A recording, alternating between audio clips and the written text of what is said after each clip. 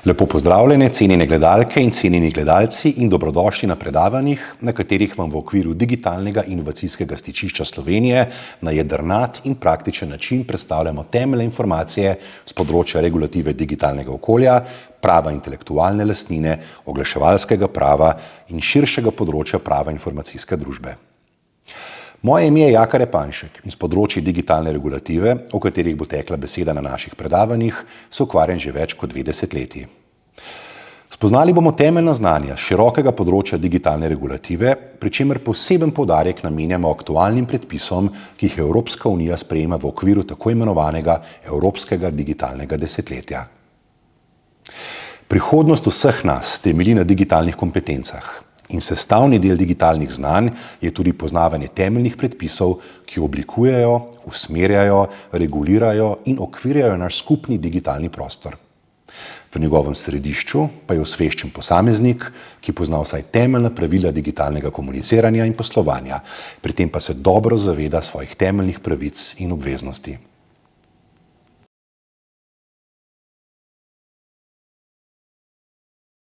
Hello and welcome to our next lecture on digital regulation. This is a lecture which will be presented in English and will deal with advertising regulation and self-regulation with an emphasis on the digital environment. So let's talk about digital regulation and self-regulation first.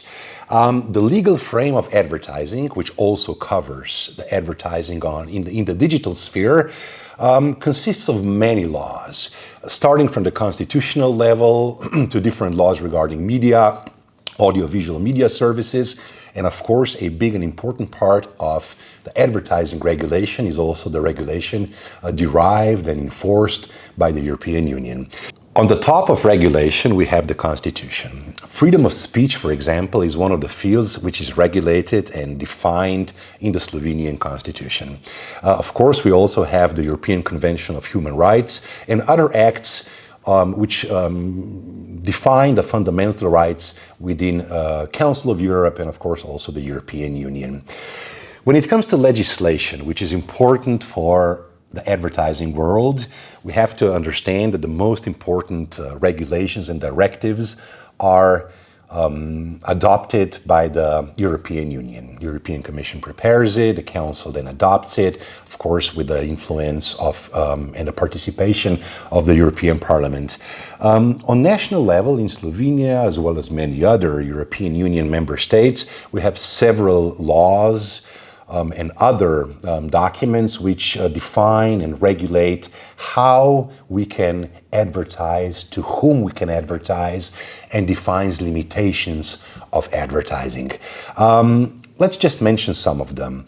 On the European Union level, it's very important to mention the Audiovisual Media Services Directive, which was then implemented in national laws. In Slovenia, it's called Zakon o audiovizualnih medijskih storitvah, or Law on Audiovisual Media Services. Then we have the European Union Consumer Protection Regulation, very important. There was an omnibus, as we call a series of directives passed on the European Union level, regulating and defining more in detail rights and obligations also of, on one side, the consumers in the digital world of advertising and selling of goods and services, as well as obligations of those who provide those services and goods on the European Union market. Then we have several other directives and regulations on national levels and on European Union level, which are prohibiting or specifically defining advertising of specific products or product groups and specific target audiences, such as tobacco, food, health claims, alcohol, medicines, cars, etc., etc. And I would like to emphasize that a very important part of regulation defines how we can advertise goods and services to minors and children. And I think this field, protection of minors and children, will be more and more important, both on the European Union level and on the level of national jurisdictions such as Slovenian. We talked about the regulation now, the laws, the documents, the laws, the regulation that is passed by governments, parliaments, and enforced by governmental bodies, by official bodies. But a very important part of advertising, as well as digital advertising, is self-regulation. Self-regulation, as opposed to the national laws and national regulation, is not something that's imposed by the governmental bodies, by any ministry or by the government or by the parliament. It's not enforced in courts or by other means of enforcement such as laws, but it is defined and regulated around self-regulatory bodies. For example, the advertising chambers in different national jurisdictions, different national countries. In Slovenia, the chamber which is competent in this field is called Slovenska oglaševalska zbornica, or the Slovenian Advertising Chamber in English.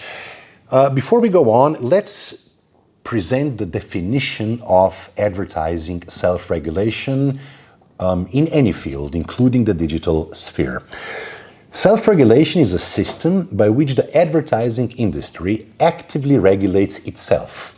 It contributes to responsible advertising and helps build consumer trust.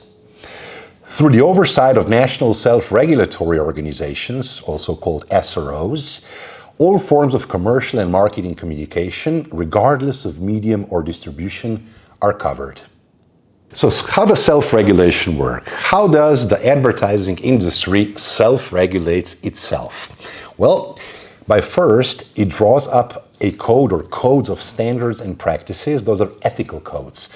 Those are codes that define the ethical points or ethical aspects of advertising, which then, of course, are then formally supported by national chambers of advertising or other competent chambers.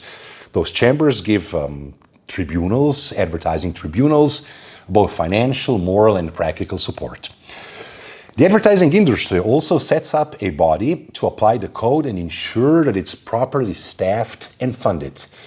It's usually a complaints committee or an advertising tribunal, such as in Slovenia, which usually works or passes decisions within national advertising and similar chambers. Of course, in different countries, the system of self-regulation in advertising, including the digital one, might differ in form. However, most, if not even all, of the codes in European Union are based on ICC codes of advertising and marketing communication in all European Union markets. So we are trying to unify the ethical aspects of advertising, the moral codes, the ethical codes within specific member states of the European Union as unified as possible. Now let's see how the regulation or the legislation on one side, the national regulation, national legislation, and self-regulation work hand in hand. Well, self-regulation is in a way an alternative to detailed legislation, but not all legislation. I think it's easier to explain that self-regulation complements, it also adds very, very detailed or extended provisions to what the national laws regulate themselves. The law usually sets and implements broad principles and creates a legal backstop in an environment. But the self-regulation codes, such as the Advertising Code of Slovenia, have a greater flexibility. Therefore, they can deal quickly and efficiently with the detail of individual advertisement. Remember what I said, they can deal quickly and efficiently with the detail of individual advertisement. Self-regulation complaints procedures are much more simple and transparent, usually more transparent and much simpler than national proceedings which are based on national legislation. They are free, at least in Slovenia, they're free for consumers. So any consumer can freely approach the advertising tribunal with a complaint or file a complaint at the advertising chamber, and that proceeding will be then handed or will be carried out by the advertising chamber free of charge to that consumer. The role of self-regulation is acknowledged and very important in various EU initiatives and directives. So Even though it's not part of national legislation and it's not part of European Union regulation when it comes to regulations and directives, it is acknowledged by them.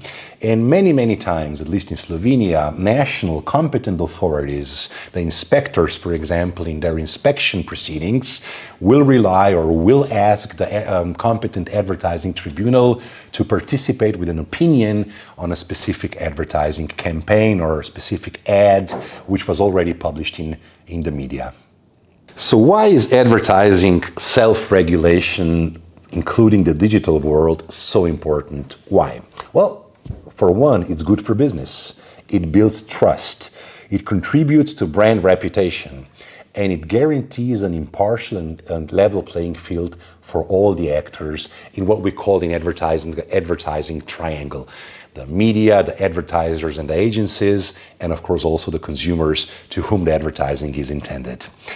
Advertising can only fulfill its tasks when it enjoys a high level of consumer trust and confidence. Bad advertising, even in a small percentage, will undermine it, and all advertising will suffer. Thus, national chambers of commerce and other competent bodies heavily rely on a uniform system of self-regulation in advertising. The interest and purpose of the advertising industry when it comes to self-regulation of advertising can be summarized as this: to ensure the advertising is properly regulated and to protect the freedom of commercial speech by ensuring its correctness. The self-regulation of advertising in digital world is not only good for the companies, for the advertisers, it's mostly intended for the consumers. So what does self-regulation of advertising benefit, or how does it benefit the consumers? Well, for number one, it protects the citizens. It responds quickly and efficiently to consumer concerns. And it addresses societal changes, which is very, very important.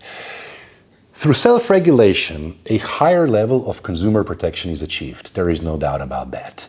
The codes, the self-regulatory codes, better reflect the social expectations as well as changes.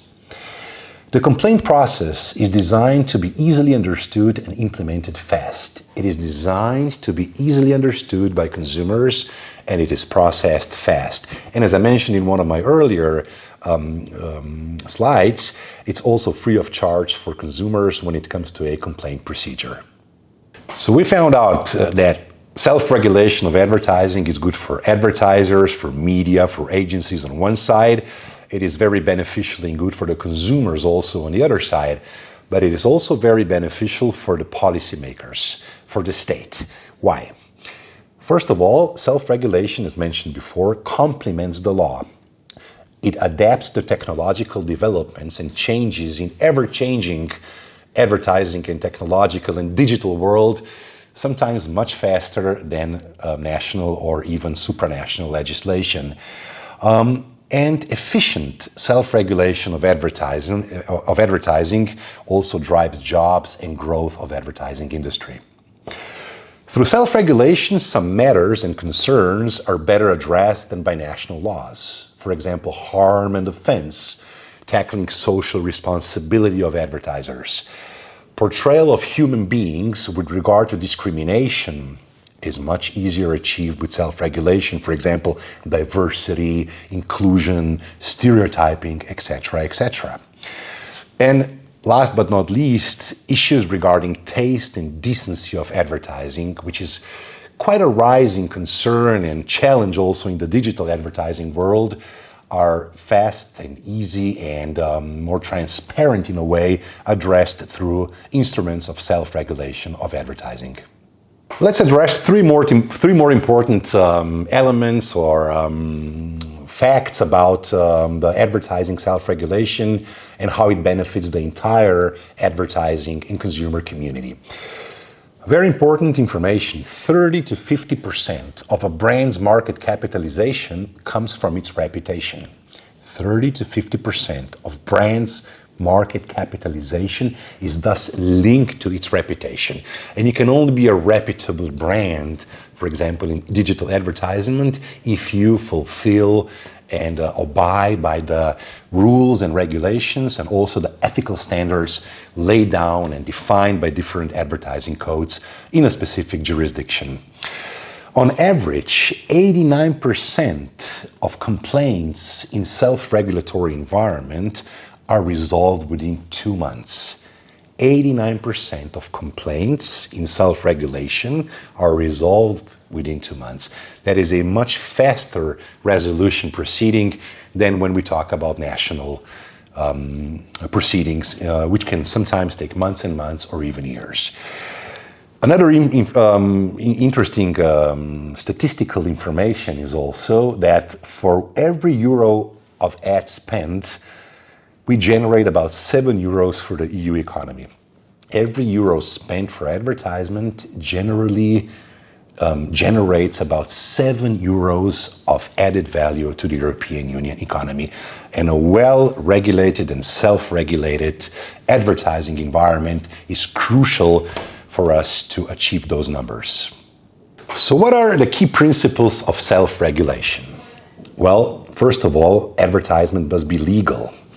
Advertising must be decent. Advertising must be honest. Advertising must be truthful. Advertising must be prepared with a sense of social responsibility to the consumer and society as a whole. Advertising must be created with due respect to the rules of fair competition. Also, important elements are independence, transparency, and accessibility of self-regulation proceedings. As mentioned many times before, it's free of charge, it's fast, it's transparent, and it's easy for a consumer to apply. Effectiveness of self-regulation is also very important. The resolution of specific complaints, as mentioned before, in the highest number of cases, is resolved within 2 months from filing of a complaint. So all those principles of self-regulation make it a transparent, efficient, and very important column in the entire advertising industry and the entire spectrum of advertising regulation, with more and more emphasis on regulation of advertising in the digital world. But to which media, to which channels does self-regulation of advertising apply? Well, it applies to all forms of marketing communications, from the traditional ones to more and more and increasingly important to the new digital models of advertising, the digital advertising, which will, I'm very sure, present a lot of challenges also in the near future with the development of different advertising models based on artificial intelligence. So self-regulation of advertisement, as mentioned, applies to traditional media like print or radio, TV, also the outdoor advertising, as well as all the new forms of advertising that are developing really fast, especially, as I mentioned, in digital advertising. Also a field which is more and more important when it comes to regulation, and it is usually linked to digital marketing, is the regulation and self-regulation of the work of so-called influencers, which are becoming more and more important when it comes to advertising budgets, not only in Slovenia or in European Union, but also globally. So let's talk now a little bit about the Slovenian Advertising Tribunal. Slovenian Advertising Tribunal is the only tribunal responsible for implementation of ethical standards in advertising, both in digital and other media in Slovenia. It works solely based on the advertising code, which is the key document codifying, defining the ethical way to do advertising, to do media and advertising in Slovenia. It consists of 7 members, all of them experts from different fields, creative directors, you have professors from the academia, lawyers, with a long range of experience in the advertising industry, and the 7 members of the Senate of the Slovenian Advertising Tribunal then pass all the decisions on behalf of the tribunal. The tribunal has a 3-year mandate, which is very important, and the members can only be re-elected once for another 3-year term. Thus, the tribunal enables the flow of new experts and fresh ideas also when it comes to self-regulation through the 7 members which are normally replaced or changed every 3 or maybe 6 years. Advertising Tribunal is completely independent. It is self-financed, it does not rely on any outside sources of financing, and it merely works on professional standards and ethical standards and ethical criteria codified in the Slovenian Advertising Code. So what does the Advertising Arbitration Court actually do? When it receives a complaint, which is the most normal proceeding in front of the court, it decides upon that complaint, which can be filed by an individual, a consumer, or maybe a company which finds a competitor on the market who is, according to the belief of that company, acting in an unfair or unethical, unjust way, so not in accordance with the Slovenian Advertising Code. The sanctions are not financial. Again, self-regulation doesn't have courts to enforce its decisions or police or other means of enforcement behind them, but the court has a very important instrument. It's called blame and shame. So all the decisions, all the judgments of the arbitration court, the Advertising Arbitration Tribunal, are published on the official webpage of the Slovenian Advertising Chamber and Slovenian Advertising Tribunal. They're seen to everybody, so everybody can see which advertisers' companies perhaps acted in a way which is not in accordance of the standards laid down by the advertising community in Slovenia, so they acted against the provisions of the Slovenian Advertising Court.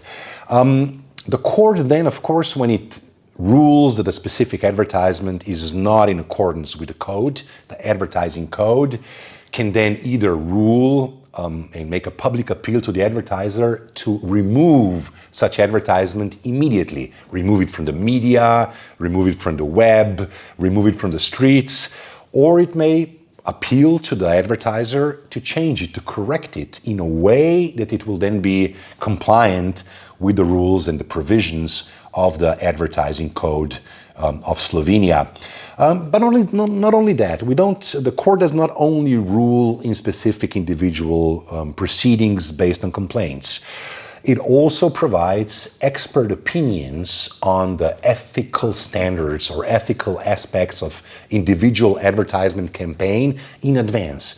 So any advertiser in Slovenia or European Union which would like to advertise, for example, in Slovenian digital media, may turn to the Advertising Tribunal and ask for an opinion about the draft of that campaign, whether by belief of the tribunal it is in accordance with the provisions of the Advertising Code or not.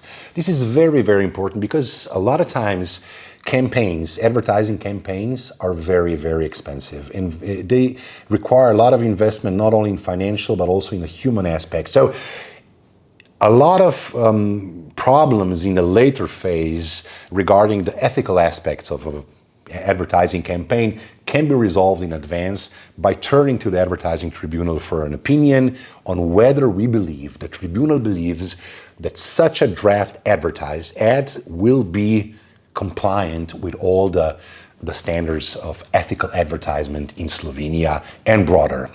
But not only that, as mentioned earlier, also official bodies like inspectors who are officially proceeding or handling an official proceeding regarding an advertisement which has already been published in the media, and they believe that it's illegal or that it has elements which are very, very problematic, turns to the Slovenian Advertising Tribunal, and says, what do you think? Is this advertisement on this webpage in accordance with the Slovenian Advertising Code or not? And that is very important because we work hand in hand. The Advertising Tribunal, which is part of self-regulation, works hand in hand with national competent authorities to enable a really, really well-regulated, ethical and legal advertising environment in the Republic of Slovenia. So let's look at the Slovenian Code of Advertising Practice, the code shortly, and what it consists of. So the structure of the code is we have the introductory chapter, we have the fundamental rules, we have the general rules, and we have the special rules. Now, the fundamental rules of our code of self-regulation of advertisement in Slovenia, including digital advertisement, consist of the following: legality, taste and decency, honesty, truthfulness, substantiation, identification, responsibility towards the society and individuals, privacy, a more and more important field also of self-regulation and regulation of advertisement in general, of course, is privacy. Then goodwill and imitation of, for example, competition, goodwill in advertisement, etc., etc. So those are the fundamental rules on which the entire code of advertisement in Slovenia is based upon. Then we have the general rules of the code. Those cover testimonials and endorsements. They cover advertising at specific prices or double prices or discounts, which is also a very important issue now in consumer legislation, consumer protection legislation in Slovenia and European Union. The general rules also cover issues such as guarantees that an advertiser is giving to a consumer. You publish an ad on the web and you promise all sorts of guarantees. The advertiser promises all sorts of guarantees to the consumer. Now that is also covered by the general rules of our ethic code of advertisement in Slovenia. Another field will be hire purchase or credit purchase, which is also very important when you publish specific prices. And then, of course, there's also all sorts of hidden costs and costs of credits and stuff like that involved in those published prices. Then product availability. You publish a product as an advertiser and you maybe only have 100 pieces in stock. But of course you advertise to everybody and people would like to purchase that for a specific price and you run out of stock. So product availability is also a very important general rule of ethical advertisement in Slovenia. Then comparative advertising. Now, comparative advertising is something that's really interesting because it's much differently regulated in European Union and Slovenia than, for example, in the United States. Now, for those of you who are watching this video and have ever been in the United States or watch advertisements on United States media, you'll find out that comparative advertising is not a problem at all. So you can present a competitor in a much more subjectively, maybe even biased way than you can do that in European Union or in Slovenia. The general rule of our comparative advertising set by the legislation as well as self-regulation is that you can only compare your product or service to a competitor based on objective criteria. So I cannot really say my hotel is nicer than the one next door. My car is faster than the other one if I don't have objective data, which I also put in small print and present it to a consumer. So you take objective data, which is many times prepared by competent authorities, agencies, associations, for example, in car industry, which will make tests of different tires, or will make tests of how long a battery in an electric car can last, or how much CO2 emissions are presented into the atmosphere, or how much gasoline or diesel was used in 100 kilometers somewhere in Finland or somewhere in the south of Italy. And that data must be objectively presented and must be truthful, must be real. And then, of course, it is allowed also in Slovenia or European Union, also in digital advertising, to present my product comparable to my competitor's product, but using subjective statements which have no fundamental base in any real empirical data is very problematic and prohibited to a certain extent or to a big extent by our legislation as well as by our code of self-regulation, the ethical code of regulation of advertising in Slovenia. Another very important general rule of advertising, which will increasingly become more and more important, not only in Slovenia, but also in the European Union, is advertising when you use environmental claims. I'm green, I'm eco, I protect the environment. By buying my shoes or my bag or my camera or my car, you will protect the environment. Now, this is a very, very important field, and it's very unethical to use claims, environmental claims, when they're not true, when they're not based on real empirical data. Consumers in this ever-changing environment, becoming more and more harsh, and I think coming from European Union, everybody sees around us what's happening also with our environment, how fast it's changing. We have to understand that consumers are more and more sensitive to those messages. Everybody wants to be eco, everybody wants to be green, so they're more sensitive to our messages. So it's really important to understand that it's very unethical to use such claims, green, eco, protection of the environment, if they are not true. And that's a very important general rule of our advertising code as well. Last but not least, when we talk about the structure of our code, of the advertising code, we have to talk about the special rules also. Now, special rules define or relate to specific products or services and to specific target audiences for advertisement. For example, target audience, which is specifically regulated, are the children and the minors, as I mentioned earlier. So it's unethical as well as illegal to advertise specific products or services when the majority, the biggest group of consumers which we're addressing would be children and the minors. Also, alcoholic beverages and advertising of alcoholic beverages is heavily regulated, both in European Union and in Slovenia.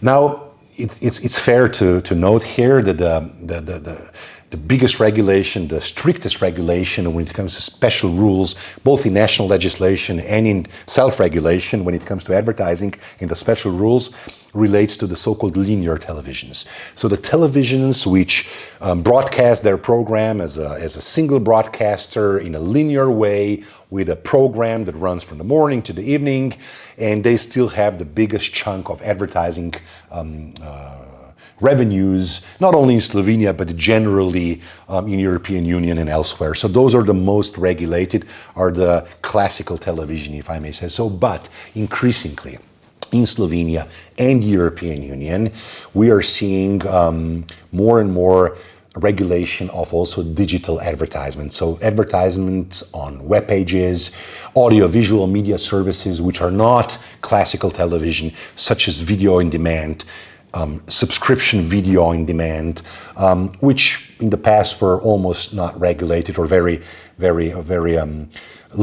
regulation was very limited compared to the classical television or the so-called linear television.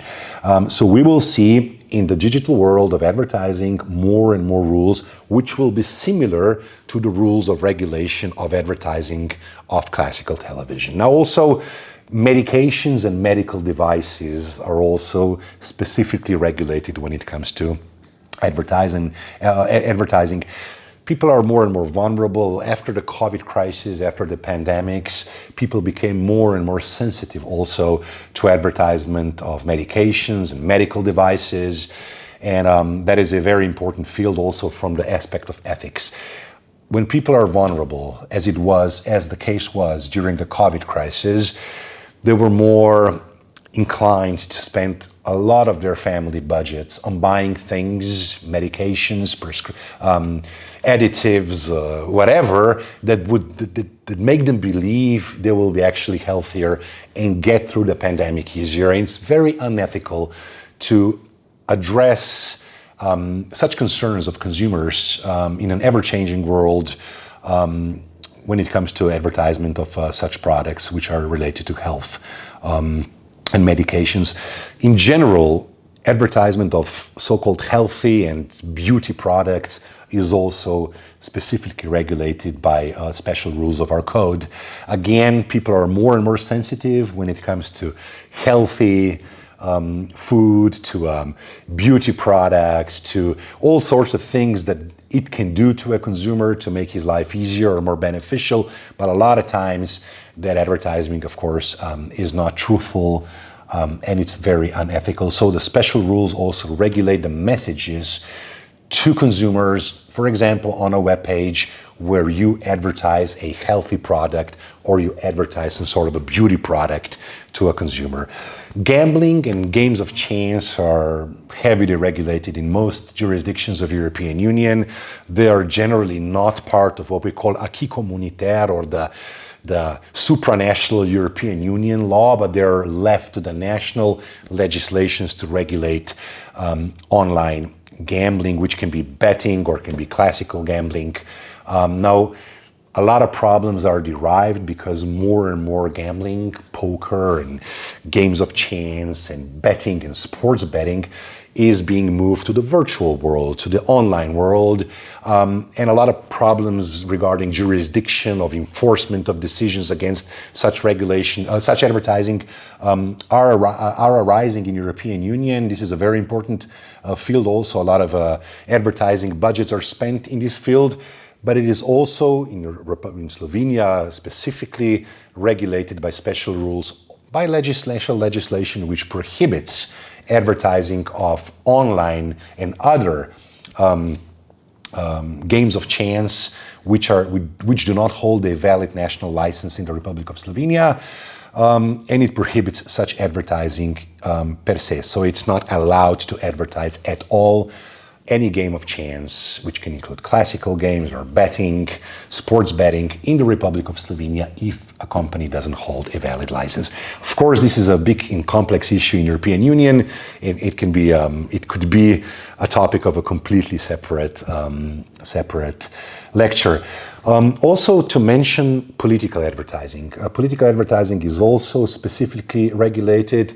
Generally, the advertising community, the code of advertising does not, in many jurisdictions of European Union, does not tackle with political advertisement, does not regulate it or does not enforce decisions against it. For specific reasons, because political advertising has a very, very, I would say, specific position in the general advertising world. Just another field, just for a feeling of the special rules. Also, motor vehicles, for example, are specifically regulated when it comes to advertising.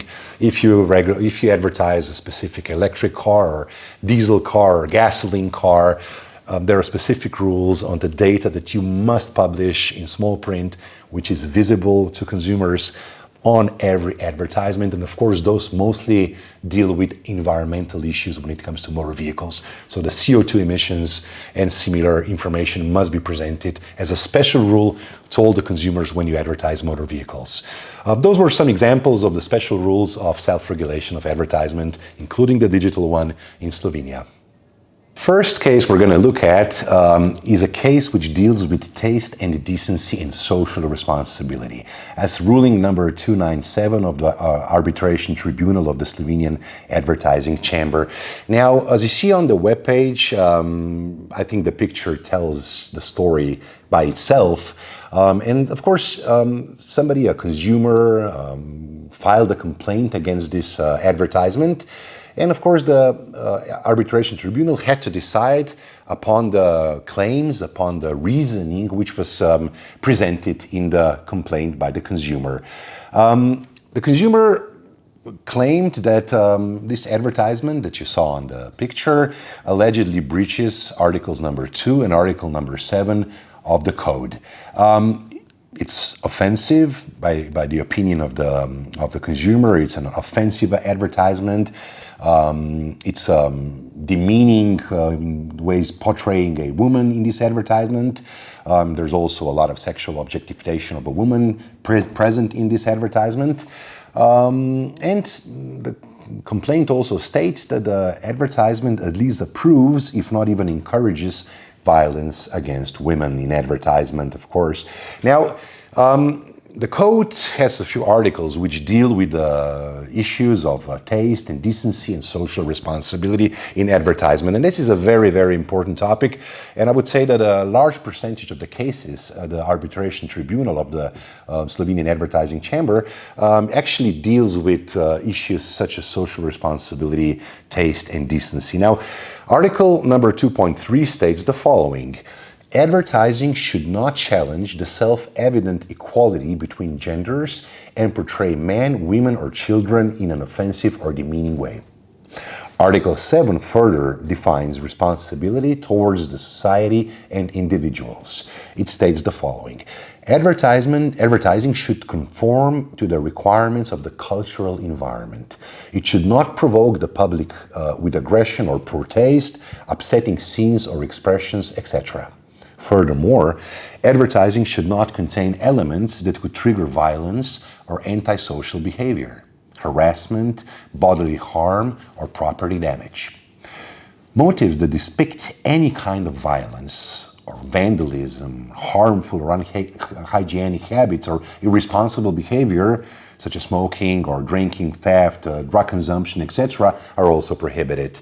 In a manner, of course, when they're presented in a manner that could encourage or directly or indirectly condone such behavior in a general society. So those were the articles of the code upon which the arbitration tribunal had to decide.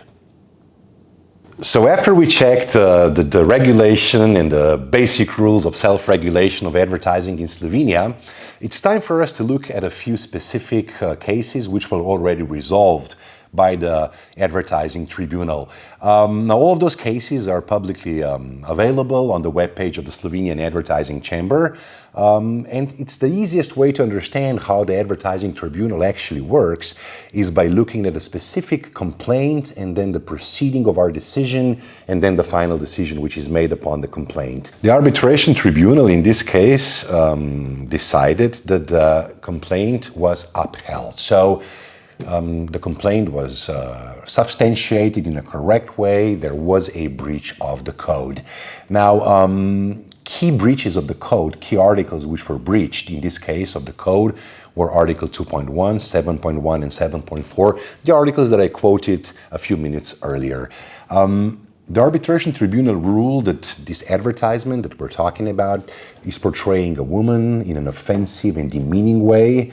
It is also offensive to general public and it's provoking, I would say, poor, or by the reasoning of the arbitrational court, it's provoking the public with poor taste. And not only that, it also approves or directly encourages violence against women. Thus, the arbitration tribunal concluded this ad does not conform to the requirements of the Slovenian cultural environment. So this is a typical case where you have a complaint, you have a reasoning in a complaint, you have specific articles in the code, and then the arbitration tribunal, the 7 members of the arbitration tribunal, have to decide upon such a case. Now, in most of the cases, the arbitration tribunal decides anonymously. Of course, it's not easy to find an anonymous decision in every case. A lot of cases, especially in digital advertisement, are sometimes sort of on the limit of what is maybe still acceptable in a legal way or in a self-regulatory way, in an ethical way. So sometimes it's hard to find a consensus among all the 7 members of the tribunal. However, most of the cases at the end are decided anonymously. That is very important because the reasoning of each such decision, each such ruling, is what is then publicly available on the webpage of the Slovenian Advertising Chamber. And I would say, if I would be a student of digital communications, marketing, any sorts of business communications these days, I would say if I want to learn about the rules and the ethical aspects of marketing, probably the best, I would say, the best way to study that, to learn the most, is to actually read the rulings of the advertising tribunal. Because those rulings always explain why, by the opinion of the Senate of 7 experts of the arbitration tribunal, such an advertising is not entirely or completely or at least partially in line with the code, or it is, on the other hand. So some decisions of the arbitration court uphold the complaints, some rule against them, some rule in favor of the complaints.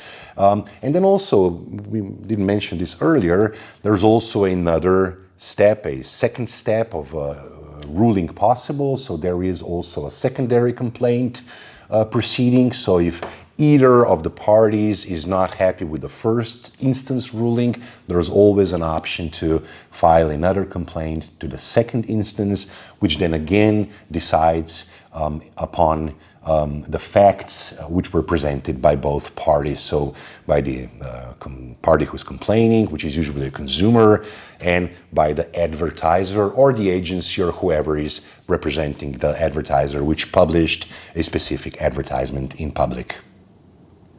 Let's now look at a completely different case from a different field. Now, this one, as you'll see, has nothing to do with social responsibility in general. It's more about a relationship between competitors on the market. Now, this case that we're going to explain now is ruling number 291, also already resolved and publicly available on the webpage of the Slovenian Advertising Chamber. Now, this one is dealing with misleading and denigration of competitor. It's in the retail industry, and the advertisements were published both in TV formats and in video formats on the web pages. On the picture, you see a dog, a spotted dog, a Dalmatian dog. Probably it's a Dalmatian, but it's a spotted dog.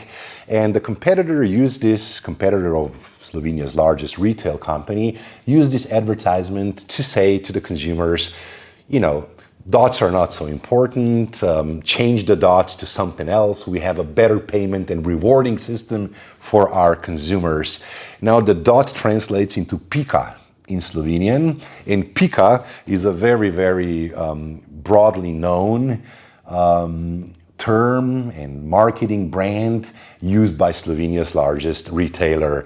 Of course, the competitor wanted to use this example with the dot, with the pika on the dog, to actually, in a way, compare, in a sort of a negative way, compare its services to the services of its competitor, so the largest Slovenian retail company. Of course, the complainant was the competitor, was the company which was holding this pika, or the dot system, which holds this pika, the dot rewarding system for consumers in their retail stores around Slovenia. And it stated that this advertisement that you see on the picture allegedly breaches Article 3 and Article 10 of the code.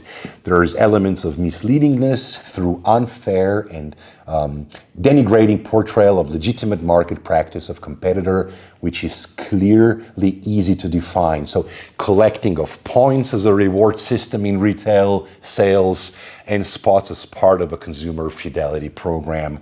And the statement that was the most challenged was "Stran s tem," which translates "away with that, take money instead of spots."